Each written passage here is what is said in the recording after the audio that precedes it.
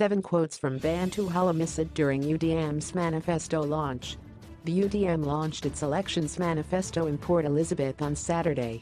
UDM leader Bantu Holomisa told supporters that the party would put people first and promised a government that would go back to basics to ensure that all South Africans lived a life of integrity, dignity and prosperity.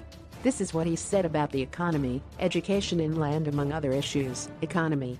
A UDM government will adopt pro-poor economic growth policies that seek to redistribute income, eradicate poverty, reduce inequality and ensure dignity and prosperity for all South Africans.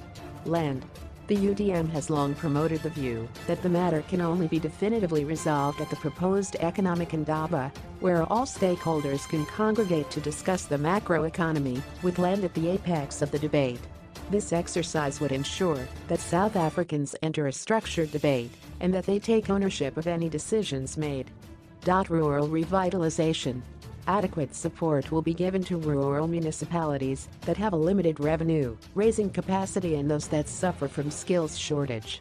This would help deal with past imbalances and backlogs and create the much-needed employment opportunities in rural areas. Basic education. A UDM government will make additional funding available to ensure that every school has the required learning materials and resources, and ensure that it is delivered on time. This will not be merely limited to textbooks, but will include the provision of libraries, laboratories, computers and other relevant technologies that serve as teaching aids. Skills training. The UDM will reopen and open new vocational training centers and out-of-school programs to absorb the low-level and unschooled. Government resources will be allocated to practical skills training which enhances people's abilities to enter the formal and informal sector. We will also incentivize companies that provide basic vocational and technical skills training. Higher education. The UDM supports fee-free tertiary education aimed at students from poor and working-class families. Women.